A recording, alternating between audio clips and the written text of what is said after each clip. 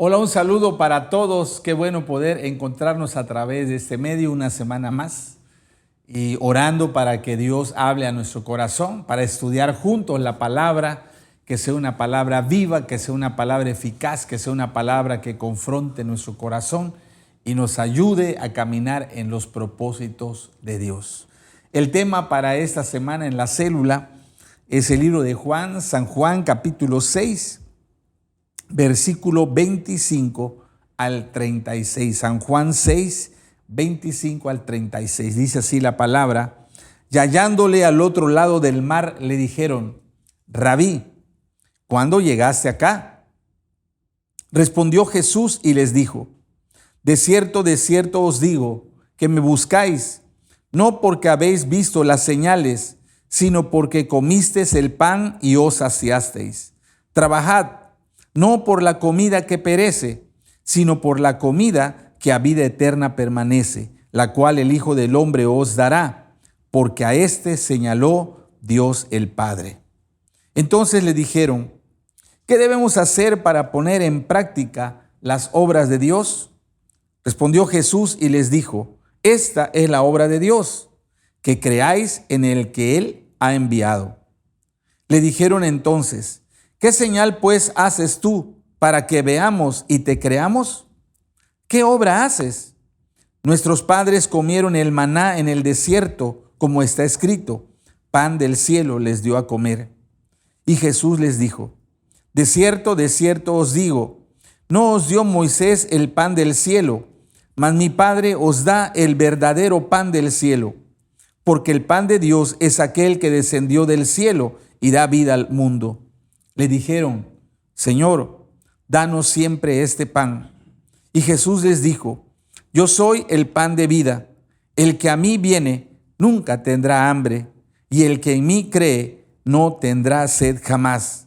Mas os he dicho que aunque me habéis visto, no creéis. El tema para esta semana es Jesús, el pan que da vida eterna. Jesús, el pan que da vida eterna.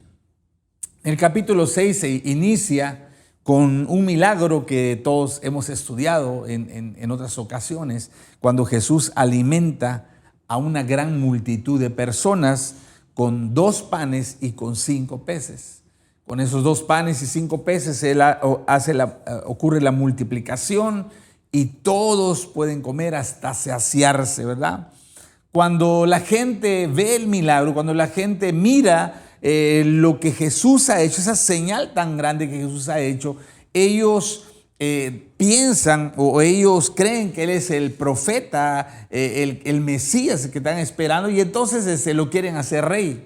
Quieren hacerlo rey a la fuerza, ¿verdad? Y a la fuerza querían, aunque no quisiera, lo iban a coronar rey. Entonces Jesús, sabiendo las intenciones de la multitud, lo que Él hace es retirarse. Se escabulle sigilosamente, se sube a una barca y lleva a la gente a la otra orilla.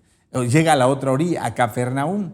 Cuando las personas lo empiezan a buscar, ¿dónde está Jesús? Porque recuerden que lo querían hacer rey y no le encuentran. Pues alguien que lo vio le dijo: es que se subió a una barca y se fue a la otra orilla.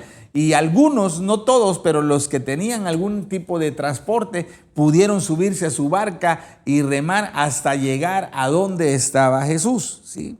Entonces, cuando ellos llegan con Jesús, se da la plática, la que vamos a estudiar ahora. Cuando ellos lo encuentran al otro lado, cuando ellos lo buscan otra vez porque ellos querían nombrarlo rey, entonces Jesús le da esta enseñanza. Y esa enseñanza creo que es muy, muy pertinente para cada uno de nosotros. Esa enseñanza es un motivo para reflexionar por qué seguimos a Jesús. De hecho, había pensado en ese título originalmente: ¿por qué sigues a Jesús? Es una pregunta muy profunda, ¿verdad? Muy capciosa, muy íntima. ¿Por qué seguimos a Jesús? Entonces, eso es lo que vamos a aprender el día de hoy. Y lo primero que quiero compartir está en los versículos 25 al 27. Dice así: y hallándole al otro lado del mar, le dijeron: Rabí, ¿cuándo llegaste acá? Respondió Jesús y les dijo: de cierto os digo que me buscáis, no porque habéis visto las señales, sino porque comisteis el pan y os saciasteis. Trabajad, no por la comida que perece, sino por la comida que a vida eterna permanece, la cual el Hijo del Hombre os dará, porque a éste señaló Dios el Padre. Y lo primero que quiero destacar, o el primer punto, es que debemos darle prioridad a lo espiritual, no a lo material. Lo primero que Jesús le dice a esa multitud, miren, lo primero que ustedes deben de buscar o ustedes deben de enfocarse antes que nada en lo espiritual, no en lo material. En el versículo 26, y corrijan el boletín porque dice versículo 6, pero es versículo 26. El versículo 26 Jesús le dice, ustedes me buscan porque comieron el pan y se saciaron. O sea, ellos habían estado ahí en la multiplicación de los panes y los peces. Ellos supieron de primera mano y comieron de primera mano ese pan milagroso, ese pan que se multiplicó de manera sobrenatural, ¿no? Y cuando ellos vieron ese despliegue del poder sobrenatural de Jesús, entonces ellos quisieron que Él fuera su rey. Eso está en el versículo 14 y 15 del mismo San Juan 6, 14 y 15. Voy a leer la Nueva Traducción Viviente. Dice, la gente, al ver la señal milagrosa que Jesús había hecho de la multiplicación de los panes y peces, exclamó, no hay duda que Él es el profeta que esperábamos. Cuando Jesús vio que estaban dispuestos a hacerlo rey a la fuerza, se escabulló hacia las colinas él solo. Entonces, cuando ellos vieron ese milagro y vieron el poder manifestado en la vida de Jesús, ellos dijeron, ese es el profeta que estamos esperando, vamos a coronarlo rey y eso. Porque, bueno, necesito explicarles esto. En el Imperio Romano, recuerden que aquel entonces el imperio que dominaba era el romano. Los judíos estaban bajo el dominio de los romanos. Y el emperador romano, el famoso César, el César romano, era considerado un dios, no era considerado un hombre mortal, sino era un dios. Y cada año se celebraba en Roma el famoso circo romano. Cuando hablamos de la palabra circo, no hablamos del circo que conocemos, donde había animalitos, payasos y cosas así. No. El circo romano era un lugar, era como una arena de lucha, de batalla, donde peleaban hombres contra hombres hasta la muerte, o mujeres contra mujeres hasta la muerte, o hombres contra animales hasta la muerte. Entonces era un espectáculo sangriento, era un espectáculo brutal. Y cada año se celebraban los juegos en honor al César, al dios del Imperio Romano. Y durante todo el tiempo que duraban los juegos, que llegaban miles de personas, cientos de miles de personas al Coliseo Romano, todos los días que duraba el Coliseo, las competencias, la gente tenía comida y bebida gratis. Era parte de la generosidad del César, ¿verdad? Como decirle, miren, yo acá soy bueno, yo acá les doy diversión. De ahí viene la famosa frase que dice, al pueblo, pan y circo, ¿no? De ahí viene de Roma, porque para que el pueblo quisiera al rey, al emperador romano, había los juegos, los combates en el circo, y la comida era abundante, eran comidas incuantiosas que se repartían. En esos días el César, y no vayan a pensar que eran 2 o 3 días, eran semanas que tardaban el espectáculo ese del circo romano. Así que bueno, el César era magnánimo, ¿verdad? El César, el rey, era el que le daba de comer gratis a sus súbditos. Entonces, cuando los judíos ven que Jesús multiplica los panes y los peces y todo, pues dice, oye, pues si el César le da de comer a su imperio, pues él nos puede dar de comer a nosotros. Entonces vamos a coronarlo rey para asegurar nuestra comida, ¿verdad? Así como ese grupo de personas, hoy en día muchos siguen a Jesús para que Él supla sus necesidades. Buscan a Jesús para que le solucione sus problemas, para que los saque de las circunstancias difíciles en que viven. De hecho, la mayoría de nosotros hemos llegado al Evangelio debido a eso, que teníamos una necesidad, una enfermedad, un problema, una situación complicada, una situación difícil de resolver, y llegamos a Jesús buscando que Él nos ayude, buscando que Él traiga la respuesta, la solución.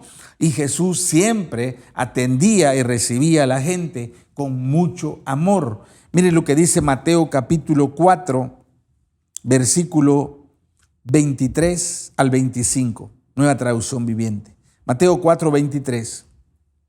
Jesús viajó por toda la región de Galilea, enseñando en las sinagogas, anunciando la buena noticia del reino y sanando a la gente de toda clase de enfermedades y dolencias. Las noticias acerca de él corrieron y llegaron tan lejos como Siria, y pronto la gente comenzó a llevarle a todo el que estuviera enfermo, y él los sanaba a todos, cualquiera fuera la enfermedad o el dolor que tuvieran, o si estaban poseídos por demonios, o eran epilépticos o paralíticos. Numerosas multitudes lo seguían a todas partes, gente de Galilea, de las 10 ciudades, de Jerusalén, de toda Judea y del oriente del río Jordán. Entonces vemos que la mayoría de la gente buscaba a Jesús porque tenía una necesidad. Y Él los ayudaba. En ninguna parte dice que Jesús se enojaba, que Jesús se ofendía, que lo buscaran para que Él los ayudara. Al contrario, Él mostraba compasión, Él mostraba amor y ayudaba a todas las personas, ¿verdad? Pero tristemente, y ahí es donde tenemos que entender lo que Jesús está diciendo, tristemente la inmensa mayoría de personas solo se conformaban con recibir su milagro. Solo venían y recibían la respuesta y encontraban la solución a su necesidad. Y después de que su vida de su problema era solucionado, entonces ellos se daban la media vuelta y seguían adelante con su vida. Pero no se convirtieron en verdaderos discípulos de Jesús. Ese fue el problema, ¿verdad? El problema no es que vinieran con sus necesidades a Jesús, sino que una vez que Jesús los ayudaba, ellos regresaban con su vida antigua y se olvidaban de seguir a Jesús. O sea, ellos solo lo buscaban por interés, por así decir.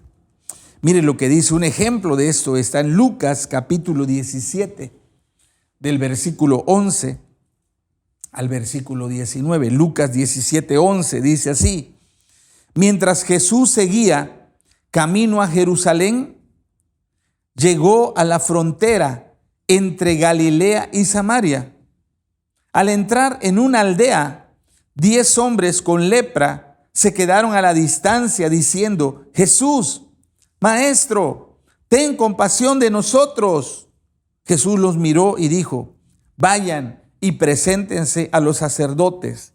Y mientras ellos iban, quedaron limpios de la lepra. Uno de ellos, cuando vio que estaba sano, volvió a Jesús y exclamó: alaben a Dios. Y cayó al suelo a los pies de Jesús y le agradeció por lo que había hecho. Este hombre era samaritano. Jesús preguntó: ¿no sané a 10 hombres? ¿Dónde están los otros 9? Ninguno volvió para darle gloria a Dios excepto ese extranjero. Y Jesús le dijo al hombre: levántate y sigue tu camino. Tu fe te ha sanado. Y ese es un ejemplo, ¿verdad? Los 10 vinieron con su necesidad. Jesús los atendió. Jesús les solucionó su problema a los 10. 9 fueron a seguir con su vida. Dijeron: qué bueno que me sanaron, ahí que acabó todo, sigo con mi vida. Pero hubo uno que él regresó, que él entendió que ese milagro que había recibido, que esa sanidad que había recibido, él regresó reconociendo a Jesús como el Mesías Salvador. ¿Por qué digo eso? Porque dice que él cayó al suelo a los pies de Jesús, o sea, se arrodilló en señal de adoración, reconociendo que él era un enviado por Dios, ¿no? Entonces, ese hombre Su concepto de Jesús cambió, dejó de ser su sanador para ser su salvador. En la Reina Valera 60 dice, Jesús le dijo, vete, tu fe te ha salvado. Sí, te ha salvado. No solamente fue sanado físicamente, sino fue salvado espiritualmente. Entonces, pero la gran mayoría de las personas siguen a Jesús solo para que Él solucione sus necesidades, para después continuar su vida como ellos están acostumbrados. Entonces aquí la pregunta para ti y para mí es esta: ¿cuál es nuestra prioridad al seguir a Jesús? ¿Las necesidades espirituales o las necesidades materiales? Quiero aclarar eso. Como dije hace un momento, no es malo, y creo que la mayoría de nosotros llegamos a Jesús por una necesidad de salud, de economía, de familia, etc. Eso no es malo. Lo malo es quedarte en eso. Seguir siguiendo a Jesús para que te siga dando, para que te siga ayudando, para que te siga solucionando. Pero dice, ¿cuál es tu prioridad cuando sigues a Jesús? ¿Buscar saciar tu necesidad espiritual o que Él siga solucionando tus necesidades materiales? En el versículo 27 de San Juan 6:27, Jesús le dice así a estas personas, Nueva Traducción Viviente: no se preocupen tanto por las cosas que se echan a perder, tal como la comida. Escuchen, pongan su energía en buscar la vida eterna que puede darles el Hijo del Hombre, pues Dios me ha dado su sello de aprobación. Y Jesús le dice a la gente, mire, antes de buscar la satisfacción de sus necesidades materiales, recuerde, no es malo buscar la satisfacción de las necesidades materiales. El problema es que dice Jesús, antes de hacer eso, ustedes solo están pensando en eso. Ustedes cuando me siguen solo están viendo como alguien que les puede proveer, como alguien que les puede suplir, como alguien que les puede solucionar su problema, dice. Pero no solo deben de pensar en las necesidades materiales, necesitan pensar en primer lugar en la necesidad, en su necesidad espiritual. Necesitan invertir los valores, busquen o trabajen primeramente, ¿sí? Trabajen primeramente, o como dice la Traducción Viviente, pongan su energía en buscar la vida eterna. Se inviertan los papeles. Y eso me lleva a otro pasaje que cuando Jesús habla de la preocupación por qué comeremos, qué beberemos y qué vestiremos, y Él dice, busquen primero el reino de Dios y su justicia. Por eso debemos darle prioridad a lo espiritual, no a lo material. Recuerde, lo material no es malo.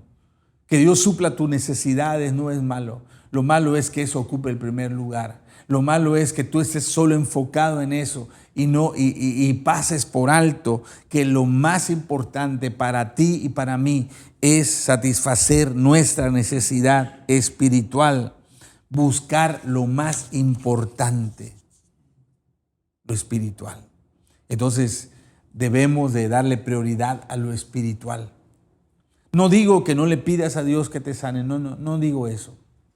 Estoy diciendo que no solo ese sea tu enfoque, sino que puedas conocerlo más allá del sanador, que puedas saber quién es Él, lo que Él ha hecho por ti y su gran sacrificio y sus propósitos que tiene para tu vida, que tu foco sea tu necesidad espiritual antes que tu necesidad material. Lo segundo que quiero compartir está en los versículos del 28 al 36. Dice así, San Juan 6. Entonces le dijeron, ¿qué debemos hacer para poner en práctica las obras de Dios? Respondió Jesús y les dijo, esta es la obra de Dios, que creáis en Él, en el que Él ha enviado. Le dijeron entonces, ¿qué señal pues haces tú para que veamos y te creamos? ¿Qué obra haces? Nuestros padres comieron el maná en el desierto, como está escrito, pan del cielo les dio a comer. Y Jesús les dijo, de cierto os digo, no os dio Moisés el pan del cielo, mas mi Padre os da el verdadero pan del cielo. Porque el pan de Dios es aquel que descendió del cielo y da vida al mundo. Le dijeron, Señor, danos siempre ese pan. Jesús le dijo, yo soy el pan de vida. El que a mí viene nunca tendrá hambre. El que en mí cree no tendrá sed jamás. Mas os he dicho que aunque me habéis visto, no creéis. Si el primer punto fue que debemos de buscar primero la necesidad espiritual que la física, el segundo punto es que debemos creer con todo el corazón en Jesús para recibir la vida espiritual. Para recibir vida espiritual. La invitación que Jesús le hace a esas personas que lo estaban buscando es que crean en que Él es el Mesías Salvador, el que Dios ha enviado a salvar al mundo. Él usa la figura de el pan del cielo. Dice, mire, yo no solo quiero que me vean a mí como el que multiplica los panes o los peces. No me busquen solo para que yo les sane. No me busquen solo para que yo los haga libre de la opresión demoníaca. No me busquen solo para saciar sus necesidades materiales. Dice, tienen que buscarme porque yo soy el Mesías enviado. Yo soy el Salvador del mundo. Yo soy aquel que ha sido enviado a esta tierra por el Padre para traer la redención, para hacerlos libres de la esclavitud del pecado y para darle la vida eterna. Eso es lo que Jesús le dice. Mire, cambien su idea de mí, cambien su concepto de mí. No solo me busquen por lo que les doy, búsquenme por quién soy yo, el Mesías Salvador. Cuando ellos escuchan lo que Él le dice, mire, yo soy el Mesías, tienen que creer en mí. Ellos le responden, le dicen ellos, ahí lo acabamos de leer, ¿qué señal milagrosa haces para que creamos en ti como el Mesías prometido? Y dice, bueno, tú quieres que nosotros creamos que tú eres el Mesías Salvador, el ungido por Dios, el enviado por Dios. Ok, bueno, ¿qué obra milagrosa vas a hacer para que creamos que tú eres el Mesías Salvador? Ahora, ellos habían visto, bueno, acababan de ver la multiplicación de los panes y los peces. Ellos habían visto muchas sanidades. Ellos habían visto muchos milagros. O sea, ¿por qué ellos le preguntan qué señal milagrosa haces para que podamos creer que realmente tú eres el Mesías enviado por Dios? Incluso ellos dan a entender cuando le responden que Moisés era mayor que Jesús. Le dice, mira, Moisés nos dio el pan del cielo. Moisés sí fue enviado por Dios porque Él nos dio el pan del cielo. Moisés nos dio el maná durante 40 años. Nos dio el maná que venía del cielo, directamente del cielo donde habita el Dios Padre. Entonces, ellos estaban ahí diciendo, bueno, tú dices que eres el Mesías, pero no estamos seguros, no estamos convencidos, ¿verdad? Yo creo que sí creemos que eres un profeta, pero no para tanto, ¿verdad? No, sí creemos que puedes sanarnos, pero de ahí a que seas el Mesías Salvador, no nos tragamos ese cuento, ¿no? Entonces, dice en los versículos 32 al 35, de la Nueva Traducción, San Juan 6, 32 y 35. Dice así, Jesús le respondió, les digo la verdad, no fue Moisés quien les dio el pan del cielo, fue mi Padre. O sea, Jesús dice, mire, usted dice que Moisés le dio el pan del cielo, primer error, Moisés no se lo dio, el que se lo dio fue mi papá, mi Padre. Dice, y ahora Él, o sea, el Padre, les ofrece el verdadero pan del cielo. Pues el verdadero pan de Dios es el que desciende del cielo y da vida al mundo. Señor, le dijeron, danos ese pan todos los días. Jesús le respondió, yo soy el pan de vida. El que viene a mí nunca volverá a tener hambre. El que cree en mí no tendrá sed jamás. Jesús le dice, mire, quiero aclarar dos cosas. Uno, que no fue Moisés el que le dio el maná, fue mi papá. Segundo, quiero que sepan que el pan, el maná que cayó a través de Moisés, era un pan pasajero que caducaba. ¿Cómo sé que era un pan pasajero que caducaba? Si usted lee la historia, dice la Biblia que todos los días, antes de que saliera el sol, cuando estaba cayendo el rocío de la mañana, llovía el maná del cielo, caía del cielo ese maná. Pero ellos tenían que recogerlos antes que saliera el sol. Inmediatamente que empezaba a caer, a llover el maná, tenían que salir de su tienda y en un traste recoger una cierta cantidad estipulada para la familia. Si esperaban que saliera el sol, en el momento que el sol alumbraba, todo ese maná se derretía. Se derretía, como si fuera una paleta que lo sacas al sol, ¿verdad? Se derretía, desaparecía. Entonces era un pan temporal, era un pan que caducaba, tenía poco tiempo de duración. Cuando caía en la mañanita y antes que saliera el sol, ya fecha de caducidad.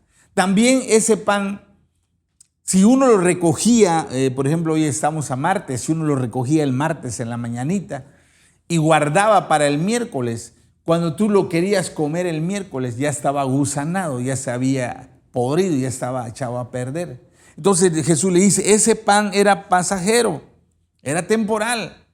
Ese pan solo saciaba temporalmente el hambre físico, o sea, hoy vas a tener que agarrar ese pan, mañana vas a tener que salir a buscar pan, pasado y por 40 años todas las madrugadas tenían que levantarse a agarrar ese pan. Sí, es un pan que solo sacia temporalmente.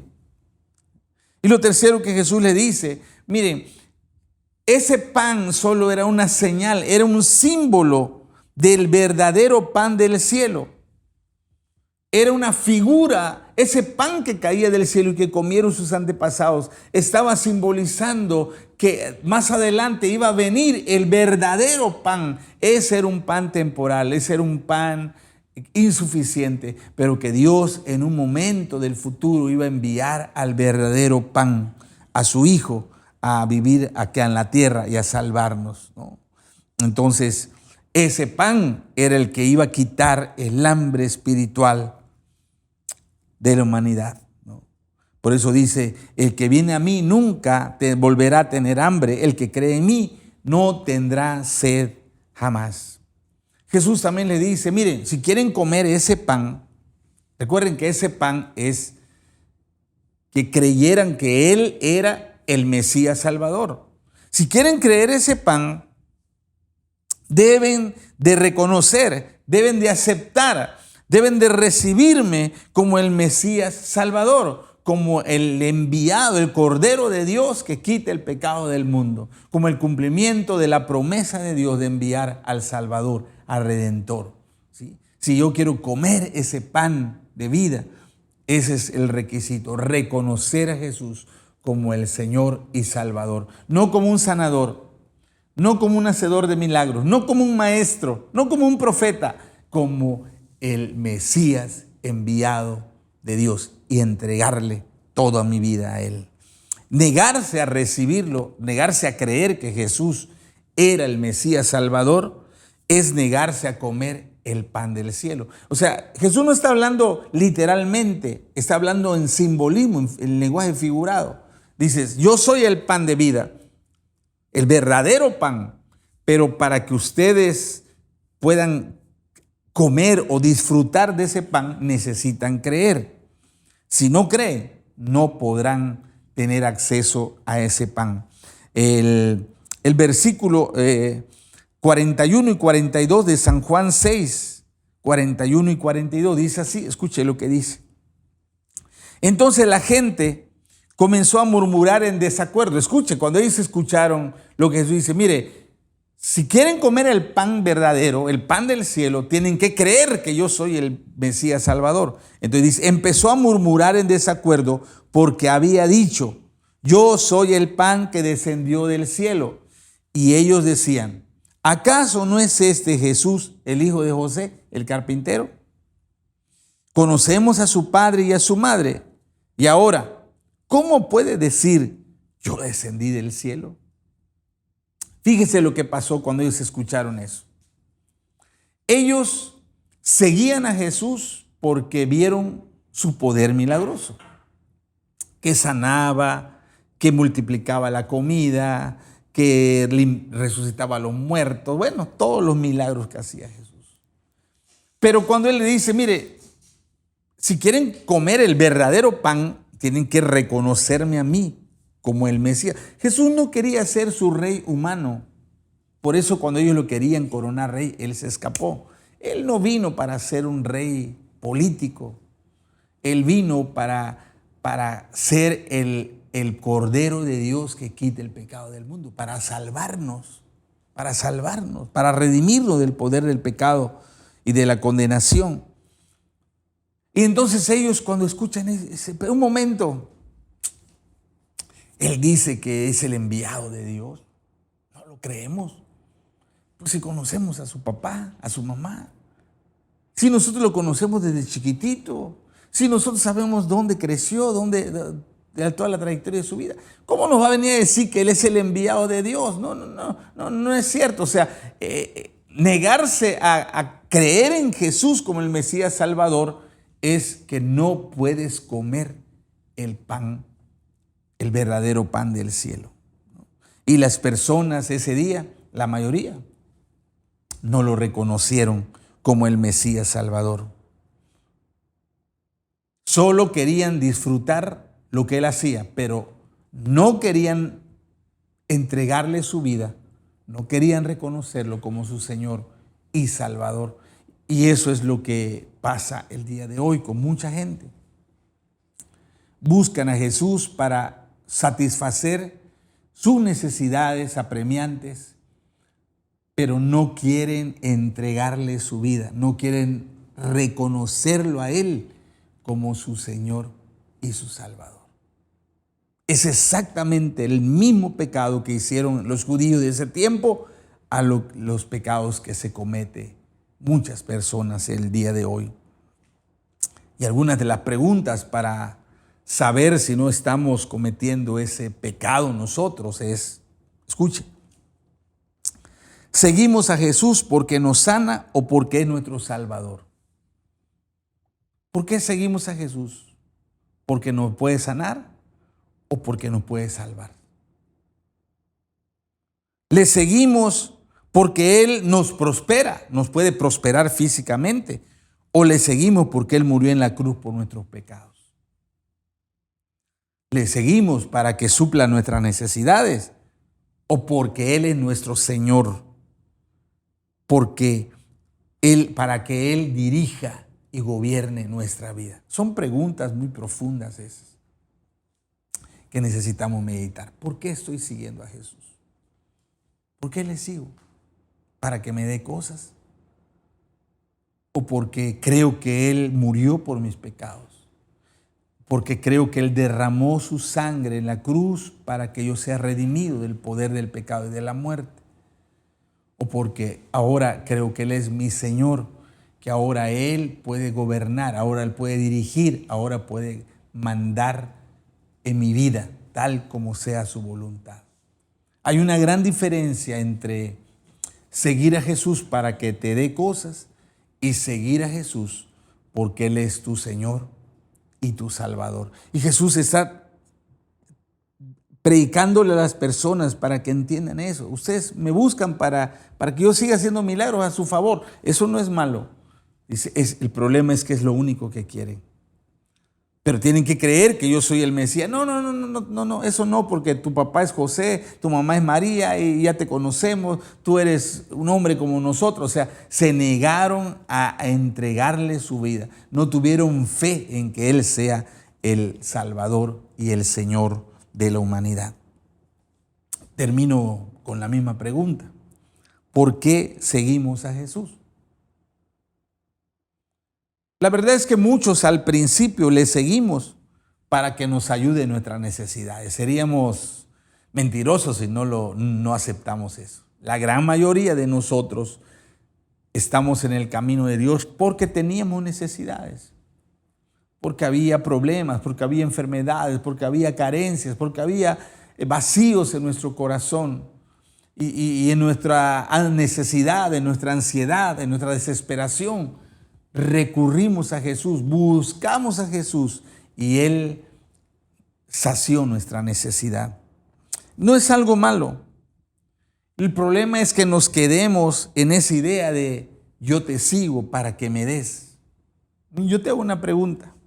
Imagínate que si tú estás casado o casada y que tu cónyuge te diga, bueno, yo estoy contigo porque tú me das. Yo estoy contigo porque tú me atiendes, porque tú me das de comer, porque tú me mantienes o porque tú me das una casa. ¿Qué sentirías tú que te dijera tu cónyuge eso? Estoy contigo por lo que me das. Obviamente eso no sería un verdadero amor, ¿verdad? Eso sería solamente una conveniencia de mi parte, ¿sí? Si nosotros solo seguimos a Jesús por lo que Él nos puede dar, nunca lo vamos a conocer como el pan de Dios que descendió del cielo para darnos vida eterna. Y ese es el verdadero problema.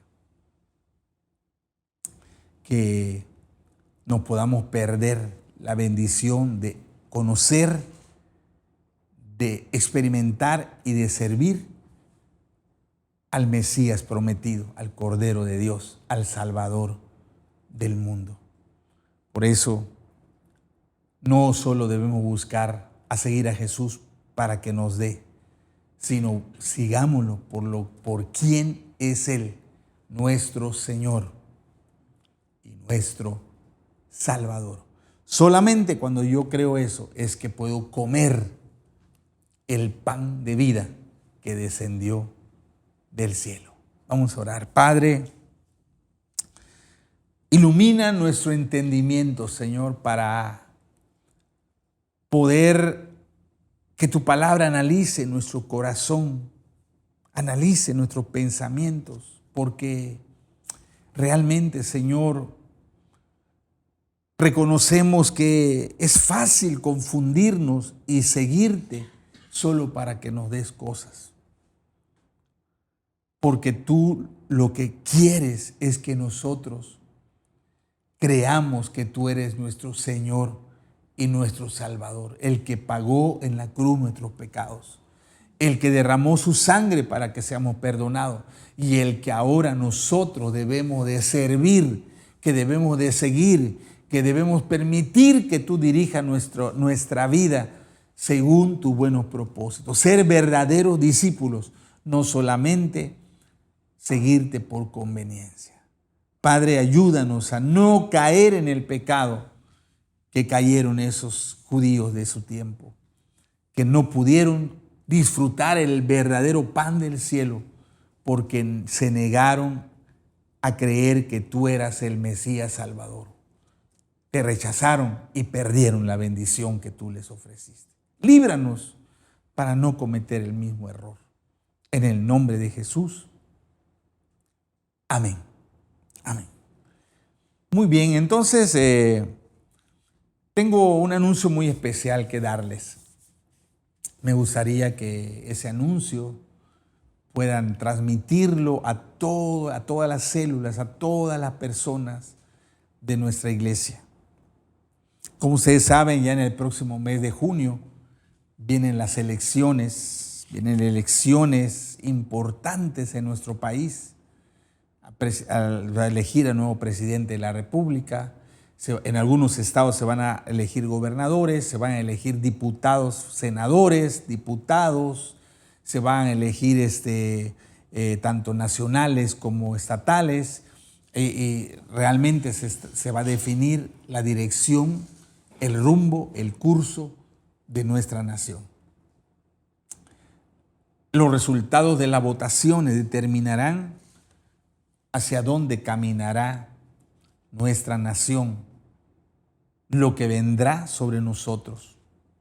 Es algo muy importante, no sé si ustedes pueden entender la necesidad o la importancia de la decisión que estamos por tomar como nación. Entonces, yo les invito a unirse a un ayuno nacional para pedirle a Dios que Él tome el control de las elecciones, que Él ponga conforme a lo que dice su palabra, que Él pone reyes y Él quita reyes, que Él pone al que quiere, que nos unamos con todos nuestros hermanos de México para clamar, para que Dios establezca las personas correctas.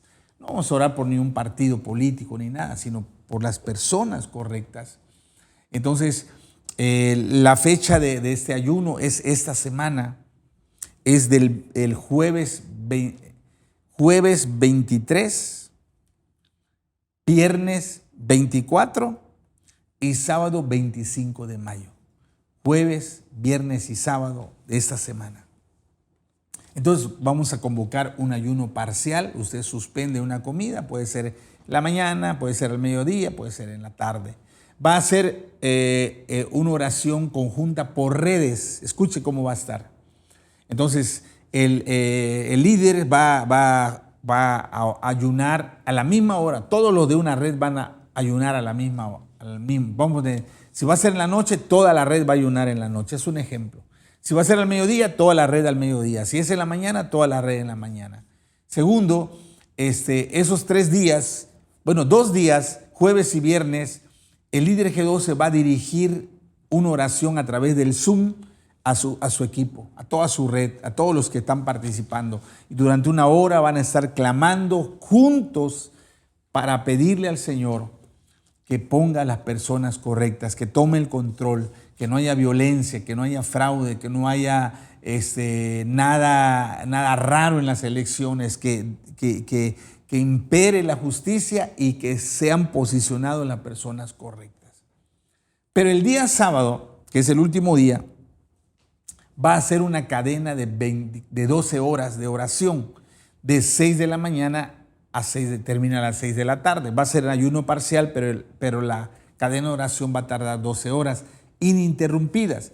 Entonces, cada líder G12 va a elegir una hora. Vamos a poner, uno dice, yo voy a orar de 6 a 7 con mi red. Otro dice, yo voy a orar de 7 a 8. Otro dice, yo de 8 a 9, yo de 9 a 10, yo de 10 a 11. La idea es que entre las 3 redes de varones, de mujeres y de jóvenes podamos cubrir las 12 horas continuas. Está terminando una red, está empezando otra. Está terminando uno, está empezando otro. Está terminando así hasta llegar finalizar de 5 a 6 de la tarde. Entonces, ¿por qué hacemos ese ayuno nacional? Porque el destino de nuestra nación está por definirse. Es muy importante para todos el resultado de estas elecciones. Así que le invitamos a promover y a participar, que tú y toda tu célula puedan unirse a este ayuno e intercesión nacional. Entonces, recuerden, empezamos jueves y viernes es ayuno parcial y cada líder G12 se reúne en Zoom con su equipo para orar. El sábado es ayuno parcial y es 12 horas de oración. También va a ser en Zoom, no tiene que venir a la iglesia. Por ejemplo, el que le toque de 6 a 7, se conectan todos a orar. El que termina el de las 7, el que le toca de 7 a 8, se conectan y empiezan a orar y así hasta cerrar para terminar de 5 a 6 de la tarde. Entonces pedimos su participación porque lo que está en juego es algo muy, muy importante para nosotros, para nuestros hijos, para nuestras generaciones. Así que debemos de orar por las elecciones. Muy bien. También tengo el anuncio para los que acaban de terminar la capacitación de destino tercer nivel. Ese domingo vamos a tener el taller de consejería, cómo aconsejar a las personas, de las 9 a las 11 de la mañana. Yo voy a dar el taller de consejería de 9 a 11, así que los que están en capacitación destino tercer nivel, les espero este domingo a las 9 de la mañana. Muy bien. Esos son entonces los anuncios más importantes. Cuídense mucho y estamos en contacto. Que Dios le bendiga.